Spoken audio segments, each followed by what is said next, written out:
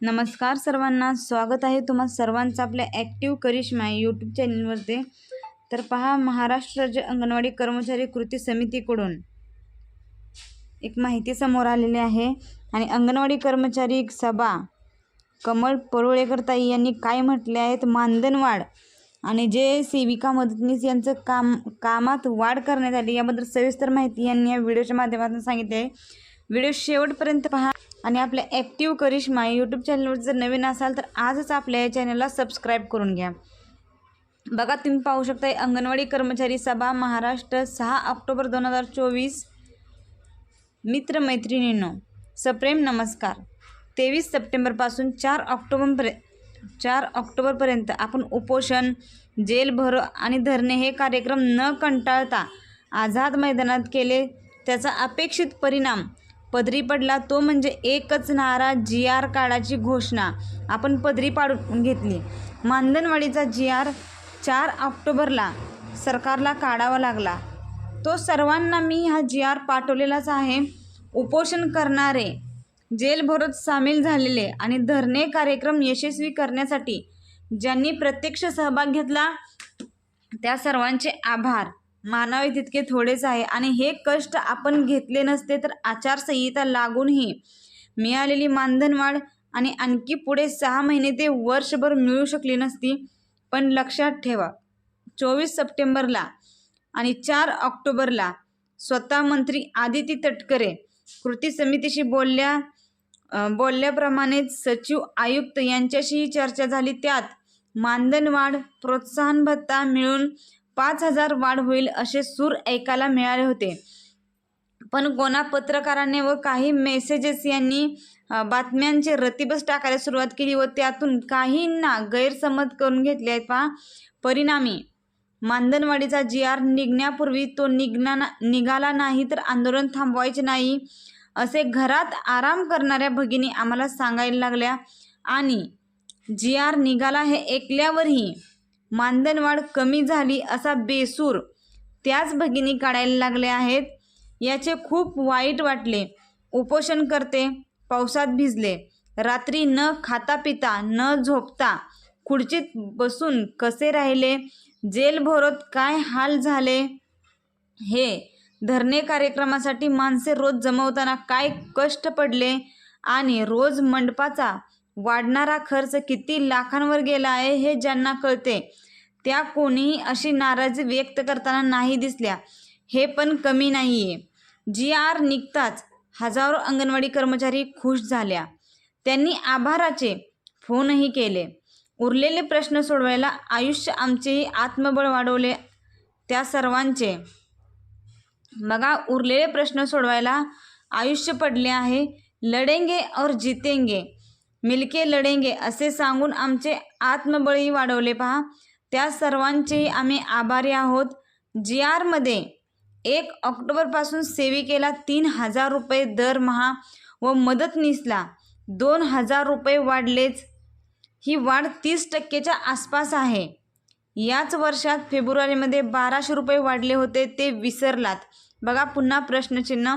आणि आपण जी रोजची कामे करतो म्हणजेच की पोषण ट्रॅकर भरतो, वजन उंची भरतो, आहार देतो, अंगणवाडी उघडून हजेरी लावतो, ही कामे वेळेवर केली तर प्रोत्साहन भत्ता म्हणून 1,600 पासून ते 2,000 रुपयेपर्यंत पोषण भत्ता हा मिळणार आहे। त्याचप्रमाणे त्याची निम्मी रक्कम मदतनीसांना मिळणार आहे। याचा अर्थ सुमारे 5,000 सेविका व 3,000 मदतनीस यांना वाढ झाली असाच होतो। यात नाखुश होण्यासारखे काहीच नाही। GR मध्ये कामाचे 2 तास वाढवले आहेत, पण ते गृहभेटीत वाढवले आहेत, अंगणवाडी भरवण्याच्या वेळेत नाही, हे लक्षात घ्या।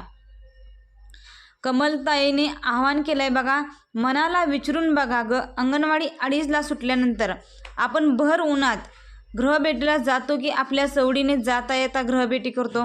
मग कुपोषण आणि स्तंदा, गरोदर माता यांना मार्गदर्शन या गोष्टी आपण सवडीने जाता येता करू शकतोच ना।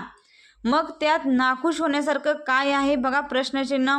सगळेच प्रश्न एकाच वेळी सुटतील अशी अपेक्षा यापूर्वी कधी झालेली नाही आणि यापुढे होणार नाही। पेन्शनबाबत आपल्याला मी सांगितलेलंच आहे की सरकार 60 वर्ष वय ज्या भगिनींचं झालेलं आहे त्यांना काहीच देणार नाही असे सरकारने स्पष्टपणे सांगितलेले आहे व 50च्या वर वय झालेल्या भगिनींना दरमहा 800 ते 900 रुपये वर्गणी भरावी अशी अपेक्षा करते, जे आपल्याला मान्य नाही। GR काढल्यावर तो बदलणे कठीण कसे असते हे तुम्हाला माहिती आहे। निवृत्तीवेतनाचा GR 2005 साली निघाला, परत तो 2008 साली बदलला आणि 2014 साली फायनल झाला, म्हणून GR निघतानाच तो योग्य प्रकारे निघाला पाहिजे याचा कटाक्ष आम्ही नेते बाळगत आहोत, हे समजून घ्या। राहिला प्रश्न ग्रॅज्युइटीबाबत, तर सुप्रीम कोर्टाने आपल्या बाजूने निकाल दिलाय, त्यामुळे सरकार कोणाचे आले तरी आपल्याला ग्रॅज्युइटी द्यावीच लागणार आहे। जितकी वर्ष म्हणजे जितकी पूर्ण वर्ष आपण अंगणवाडीत काम केले त्या प्रत्येक वर्षासाठी 15 दिवसाचा पगार बक्षीस म्हणून मिळतो, त्यालाच ग्रॅज्युइटी म्हणतात। तर ही 14 पूर्वी निवृत्त झालेल्या आपल्याच भगिनींना मिळू शकते।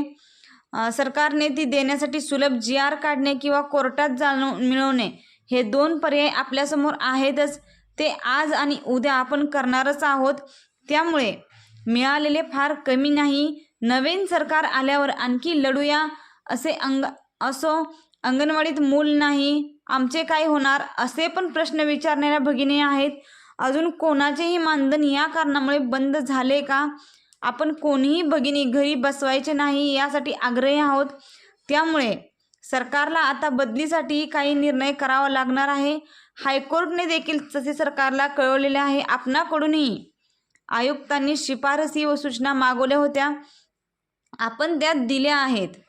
माझे एवढेच म्हणणे आहे की आज एवढ्या कष्टाने मिळवले त्याचं अगोदर आपण स्वागत करूया, ते पदरात पाडून घेऊया, ते पुढच्यासाठी आणि पुढच्या लढाईसाठी तुम्ही सर्वांनी सज्ज व्हा। काहीतरी मेसेज टाकून भ्रम निर्माण करणारे आमच्या जखमेवर मीठ चोळणे बंद करा। कोणाचा राग आला असेल तर तो या सरकारला निवडणुकीत पाडून व्यक्त करा। लक्षात ठेवा, मागितलेले सर्व एकदम द्यायला सरकार मूर्ख नाही। चला आता सर्व विसरून कामाला लागा, दसरा आनंदात साजरा करा। सर्वांना खूप खूप शुभेच्छा। वर्गणी पाठवा, या वर्षाचे ऑडिट करायचे आहे। तर पहा, कमल परुळेकर यांनी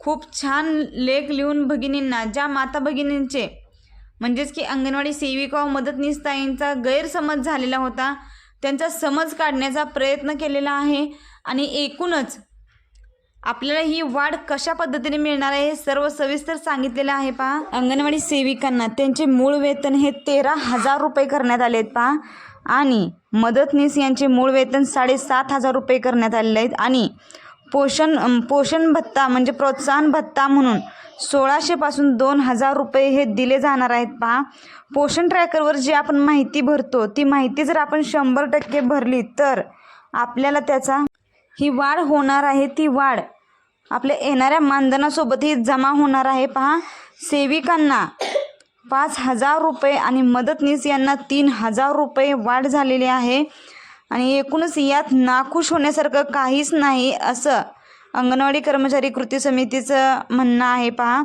आणि 2 तास जे कामाचे वाढवलेले आहेत पण ते गृहभेटीत वाढवलेले आहेत, अंगणवाडी भरवण्याच्या वेळेत कोणतेही बदल करण्यात आले नाहीत असं अंगणवाडी कर्मचारी सभा महाराष्ट्र यांच्याकडून कळवण्यात आलेलं आहे। पहा, तर अंगणवाडी कर्मचारी कृती समितीच्या अध्यक्षा कमल परुळेकर यांनी सांगितल्याप्रमाणे मानधनात 30% वाढ करण्यात आलेली आहेत। पहा, आणि कामाचे तास मात्र 2 वाढवण्यात आलेले आहे।